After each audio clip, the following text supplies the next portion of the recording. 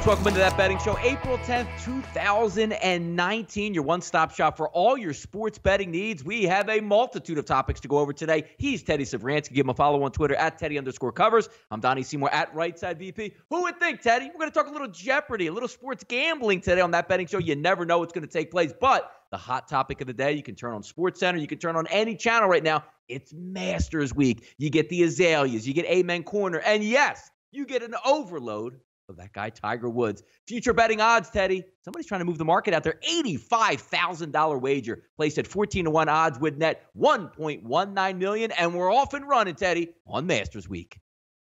Sure. And of course, Tiger Woods, 10 years after Tiger Woods was relevant? I mean, how long's it been for Tiger? It's been a long time since Tiger was the dominant golfer in the world. And yet, Tiger's still the headline. Tiger's still the guy. Golf has not done a great job of developing stars behind Tiger Woods. Hence, that's why we're talking about him. Of course, that's why he's taking action. 14-1, $1.19 million. That'd be a nice little score. Of course, if you have 85 grand to throw down on a bet like that, knock yourself out. But the one that stood out to me, the prop bet on Tiger Woods not to win the Grand Slam, not to win all four majors, minus 10,000. And yeah, someone's willing to lay that. 20 grand bet to win $200. Sounds crazy, doesn't it, Donnie? But on the other hand, it's going to win.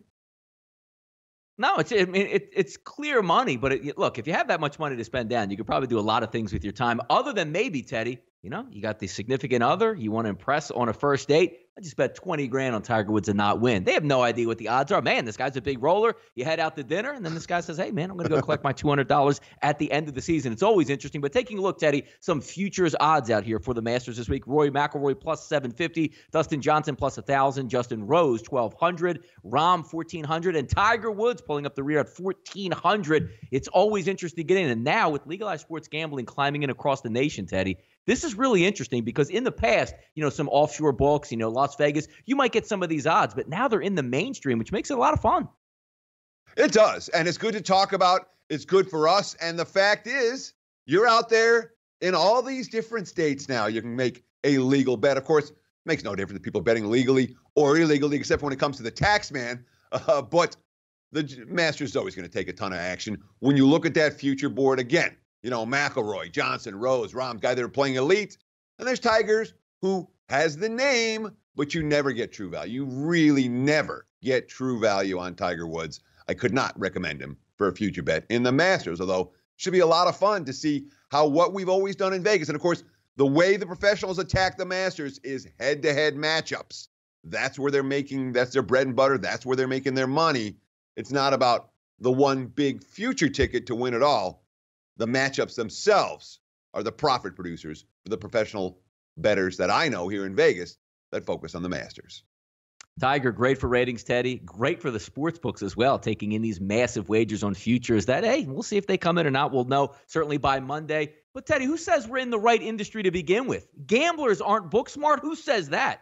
Jeopardy contestant James Holzhauer sets the record on Tuesday, Teddy. $110,914 on a single day. Now, in my household, that's ridiculous, Teddy. I don't know. Maybe you're cashing tickets daily out there at the sports books for that amount. But it's amazing to see a guy in there, 2005 graduate from Illinois, math degree behind it, putting it to good use, and rolling on Jeopardy. The one interesting thing, Teddy, is wouldn't it be nice to have a sports betting record, Teddy, of 129-4? Yeah, it'd be real nice. But even Holzhauer didn't put together a record like that. We're talking about a guy who got came from Illinois with a math background, was betting NBA futures, got into in-game betting, and has done rather well for himself. No surprise at all to see a very bright professional sports bettor cleaning up on Jeopardy. I'm telling you, there's two types of guys that move to Vegas to bet on sports. There really are. They're the hardcore math guys that are bright as smart as anyone I've ever met. And then there are, guys that have that gene, the gambling gene in them. They got the big balls. They want to see what they can do. I'll tell you what, the math guys tend to do better over the long term. And certainly we talk about James Holzhauer. He's one of them who's done this successfully in town for more than a decade. Now he's doing it on Jeopardy. Let's give the guy some credit. And let's give Jeopardy some ratings for a guy that has a chance to, they're already talking about Greg Jennings and what he did on Jeopardy. Holzhauer's a guy that might give Jennings a run for his money. It's always fun to watch. My mother-in-law's a huge Jeopardy, fan, watches it every night, and it caught my attention the other night when he was first on there. I said I wanted to check it out. And it's always funny, Teddy, the way Alex Trebek reacts to somebody running away with the competition and ruining his Jeopardy, the final answer that you would have. So he's making a mockery of it, which is really interesting to watch, and seeing the amount of money pile up, because what was it, a couple $100,000 for 4 days of work. We'll see how long he can go. And yeah, you're right. See if you can get in that Ken Jennings territory. Talk about Ken Jennings territory, wild night in Major League Baseball with some surprising results. We talked yesterday, Teddy. If I think I remember, one of the little snippets you said is, I'm not going to bet Jacob deGrom at this number. You're only looking at the underdog. The Twins pound Jacob deGrom when nobody was able to. Incredible stuff. Yeah, I mean, look, we can say this. deGrom was due, long past due for a rough outing. But, boy, he got beat up yesterday. 4 innings, gave up 6 runs. And a plus 230 ticket on the Twins. Mets scored 8 runs. They were never in it. 14-8 Minnesota get the money. How about Philadelphia blowing their big lead last night? 6-1 lead for the Phillies. The Nats 9 straight runs, including the tying homer in the 9th with 2 outs and 2 strikes. Brutal for Phillies backer. When you have that 5-run lead, well, we've seen some vulnerability from that Phillies bullpen. But anytime you have a 5-run lead in MLB, you're expecting to cash that winning bet.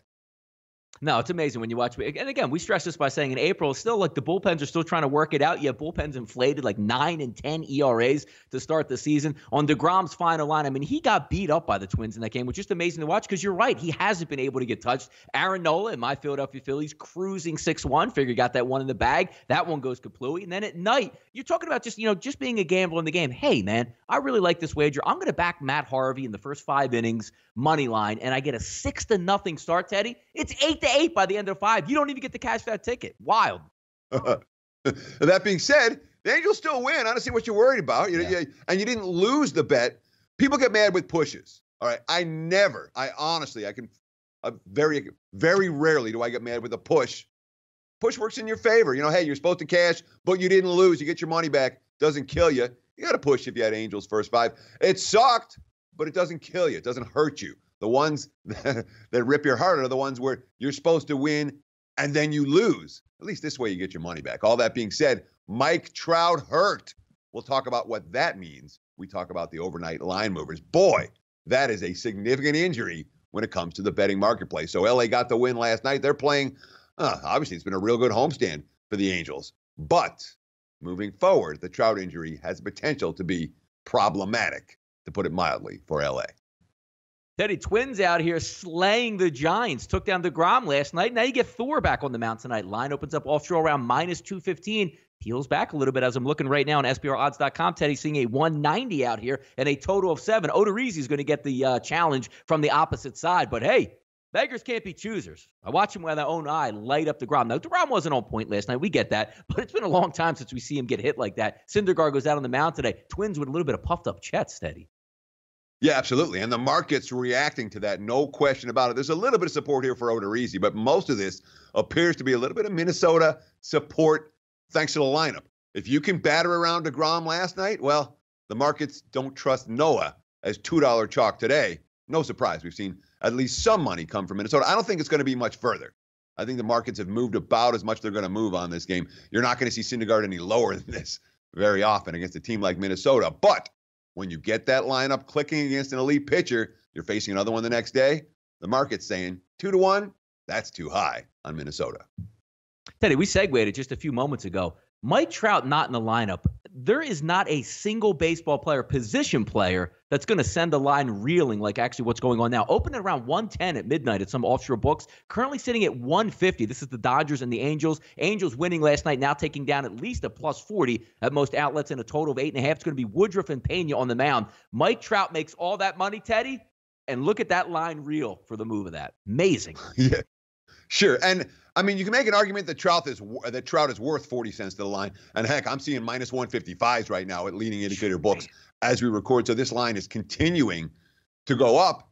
It's an Angels offense that has gotten going. They scored 35 runs over their last 6 ball games after scoring only 13 in their first 6, 13 dingers during this span. So you take Mike Trout out of the middle of that order and you go, yeah, well, there are some concerns here. Of course, Brandon Woodruff The starter today for Milwaukee, he had a short outing in his opener. Only lasted 4 innings. He gave up 4 runs, 6 hits, 2 walks. He did have 8 strikeouts in that game. And the markets love the pitchers who are recording those early strikeouts. Of course, they're not all excited about Felix Pena, who has not finished the 5th inning in either of his first 2 starts this season. No, when you take a look at the advanced numbers there on both Woodruff and Pena, certainly not looking good. Each one only facing less than 50 batters on the season. Woodruff at 43 and Pena at 36. And again, we talk about lines moving there, Teddy. Just Trout out of the lineup. Offshore markets open up at 8.5. They currently sit at 8 right now, so another market move in that direction. How about some freezing cold temperatures? We're not out of the clear yet here in the Windy City, Teddy. High of around 40 degrees around first pitch, 18 miles an hour, and blowing in at Wrigley. To take a look at tonight, Cubs open up as a minus 155 favorite, climbing to 175, almost a 20-cent move. Pirates, Cubs, total of 7.5. Yeah, this one surprised me. I'm like, I better dig on this because I don't understand why this line is moving where it is. And you know what this is all about? This is about support for Yu Darvish. Darvish, of course, 0-1 with an 8.10 ERA on the season. He got bombed by the Rangers. He got bombed by the Braves. He's issued 11 walks while striking out only 6. These are the type of stats that you don't normally see a starting pitcher getting steam on. Then you look at the quotes. Yu Darvish, quote, first week, nothing to worry about. Okay. Pitcher's not too concerned. That's a good thing. Joe Madden, quote, the stuff from down there watching in the dugout is really good. It's just about where it's going. Great stuff. Velocity was good. Breaking ball was good. Everything was good. We just have to be in the strike zone a little more consistency because that kind of stuff is definitely going to play post 5th inning, 6th or 7th inning stuff. He just has to get in the zone. We'll get him there. Certainly, conditions aren't going to be ideal for any hitters today, but the Cubs management, Darvish himself, seem confident that his early season struggles are just that, early season issues, that he'll respond better tonight against a Pirates team that, well, they're not as good as Chicago. We'll just put it that way. No, and you want to see some of the numbers there, versus right-handed batters, versus right-handed batters from Lyle's position for the Pittsburgh Pirates. 405 weighted on base average. The Chicago Cubs with a weighted runs created of 144. Let's see if that cold weather stifles those bats, but clearly Cubs should be ripping and ready to go in this one. Segment number 3, Teddy, watch what you bet here on That Betting Show. Win and get in for those Pistons. It's a one-day curtain call in the NBA. This is your last shot to get the playoffs. And how about this, Teddy? Knicks pulling down a +10 at some outlets. Total of 208, moneyline split -550, +420. 8 p.m. tonight at the Garden, Madison Square Garden, Teddy. We joked about it yesterday. Hey, maybe a little bit of fan appreciation like it's the Knicks going tonight. No, Teddy? I'll say this. I was watching the Knicks last night in Chicago. They played hard. There's something different about the end of this Knicks season than most recent seasons. That is, there does appear to be a decent amount of talent on that team and a pretty good attitude going in the offseason. There's not a coaching question for New York right now. There's not a franchise changing direction question for New York right now. There's a fair bit of young talent on that team. So I think for the first time in a long time, at the end of another disappointing campaign, at least there's some light for the future for the New York Knickerbockers. And again, back-to-back wins for the Knicks. Now, obviously, playing on the second of back-to-backs against a team that has to make the playoffs. We'll see what kind of energy the Knicks bring to the table. They're not a deep team right now by any stretch. All starters played extended minutes last night. On the other hand, the Pistons are a must-win because the Pistons haven't been any good down the stretch. Blake Griffin, what did he play, 18 minutes last night? No, they sat him the whole second half of that game. And the Pistons were better with him off the floor than they were with him on the floor. Detroit's a team I have a hard time laying this type of price with. Again, they did rally from behind. They rallied from the dead last night and outscored by 22 points in the fourth quarter alone against Memphis. But, Memphis, from a power perspective, they're a little bit rough right now. Dominating the fourth quarter, did that momentum carry forward for 4 quarters for the Knicks? I'm not convinced it does. This price is your classic bad team or mediocre team being asked to lay an extra premium because they're in must-win status. That's not something I'm willing to do with the Pistons tonight. Yeah, and resting Blake Griffin for good reason with that banged-up knee. So you're coming off a team that's going to be a little bit road-weary and also have your best player with the banged-up knee, probably going to limit him as well. We'll see how it plays out. One team's already locked in, Teddy. That's the Utah Jazz into the 5th spot. But one team sitting in that 8-hole saying, you know what, guys? Might be best if we avoid Golden State in round one, 10:30 tonight, ESPN, Staples Center, Los Angeles, California. As we stated, the Jazz are already locked into their seeding, 43-36 against the number on the season, 9-6 against the spread as a dog, and 22-16 overall on the road this year. If we take a look at the Clippers, Teddy, 45-35 against the number. How about this? 29-13 against the number as a favorite, and 19-10 as a home favorite, Teddy. Sure, and this is one of those games that they're going to be scoreboard watching in L.A. before the game starts, which makes it a little bit difficult for us to come through with a legitimate handicap of this is how it's going to play out. I know this. This is not a show-up game for Utah. I'm not convinced that's going to be the case at all. And when you look at the Clips right now, number one, they get Patrick Beverley back. And you want to talk about, the NBA's all underrated team. Patrick Beverley's been on that team for the last 4 years. No one talks about him. Incredible defender at the point. And the Clips have been so much better with him on the floor than when he's hurt. Well, he's back right now. Then the quote from Doc Rivers, quote, seeding matters. It absolutely matters.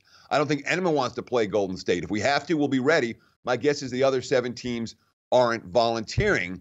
But the Clips do not control their own destiny, which is a concern. They're going to be paying attention to what's going on with the Spurs-Mavericks game. They're going to be paying attention to what's going on with OKC tonight. If the Thunder lose and the Spurs and the Clippers win, there's a 3-way tie and the Clips get the 7 seed. If all 3 teams win, the Clips finish with the number 8 seed. If LA loses to Utah, they finish with the number 8 seed. There are all these different options, but the effort for the Clips may well depend on whether they're live to get a 7 seed in this ballgame at tip-off. And that's not something we know before the game starts or before, the other games start as we record here on Wednesday morning. Teddy, we had a similar scenario last night when you take a look at it. The Philadelphia 76ers already locked in the playoff seeding at 3. The Miami Heat still needed to win, but still needed some help. But you also have an interesting dichotomy here because the Sixers are flying down to Miami. Maybe one of those where it says, hey, man, let's get the boys together. We'll hang out. Doesn't really matter if we win the next day or not. We're going to have one nice last vacation in Miami in this warm weather before heading back to Philadelphia. How about the Utah Jazz? Not known, Teddy, Salt Lake City for its nightlife. You're in L.A. You're already locked in. Maybe the boys are going to go out clubbing tonight. How about that type of angle? I don't trust the Jazz. The Jazz have the real potential for no-show tonight. And the market's certainly showing signs of that. Although, we're seeing 6, 6.5. We haven't seen the markets go nuts on this game at all. You can follow the odds all day at SBRodds.com. Best place for free odds on the internet. Check it out today and watch the lines bounce around on this ball game.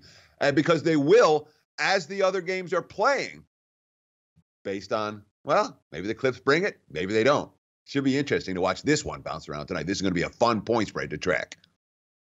Teddy, 2 games we talked about yesterday, which was kind of interesting. The Sunday night baseball team and the late night baseball teams getting faded a little bit and trying to catch up to each other. We take a look today. Dodgers offense looks to rebound. Got shut out yesterday, and they've been red hot at the plate. Now we're going to see the Dodgers and the Cardinals tee it up tonight. Cardinals getting about plus 105 pick 'em, depending on where you're shopping at, total of around 8. It's going to be Maeda on the mound versus Flaherty. But do those Dodgers bats pick back up after getting shut out last night?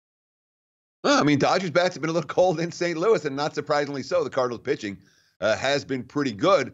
What's scary, perhaps, for LA today is that the Cardinals bats started to get going a little bit. Matt Carpenter, quote, we played really well without not getting really hot. We've got guys, myself included, that aren't hitting what they're capable. Paul Goldschmidt's not going to hit 190. Yadier Molina is not going to hit 160. Of course, Goldschmidt went yard last night. Molina had a 2-run double. 2 run-scoring doubles in his first 2 at-bats of that ball game. So some of the big bats for St. Louis starting to come alive. Worth noting for this one, and this is a big concern for the Dodgers when you talk about their bullpen right now. All right, their relievers threw 5 1/3 on Sunday at Colorado. They threw 6 1/3 on Monday. They had another 3 innings last night. They just picked up a guy from AAA in Chargois, I believe his name is. But it's still a short-handed bullpen tonight against a Cardinals team that's just starting to get some contributions from their key players. Yeah, I like the way St. Louis is playing. The Dodgers are due for a little cool-off. No surprise here if the Cardinals continue their winning ways.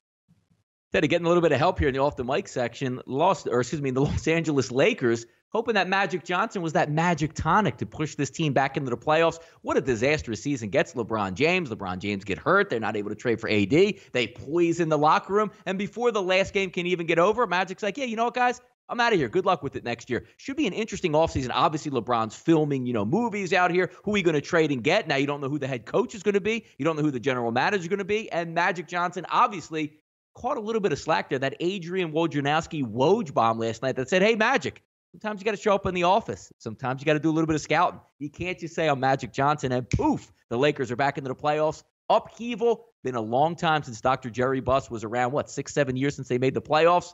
Tough times ahead for those Lakers, Teddy. Or did they have that magic tonic and start getting some free agents in there to get some wins? It's a good question. And from Magic Johnson, I don't blame him for walking away. Magic doesn't need the headache. And running the Lakers has been a very big headache for everyone who's been trying to run the franchise basically since Dr. Buss died. So all that being said, how many former players turn out to be elite executives? Not many at all. Magic Johnson was an elite player. He was as good as anybody. But Magic Johnson was not a great executive. I'll just leave it at that. And the Lakers will be better without him. They'll be better without Luke Walton. If they can find someone to come in and run the show effectively, that's very much a question. But it's a job that people are going to want. They'll find qualified candidates. And I think the Lakers will be just fine. And I will say this. Lakers didn't make the playoffs this year. They will be in the postseason next year. At least that's my take. Before free agency, before the draft, Lakers are good enough to make a run. And this year, not so far off. A lot of injuries, a lot of off-court distractions, a lot of attrition. Lakers will be fine. And this is probably a good move for LA.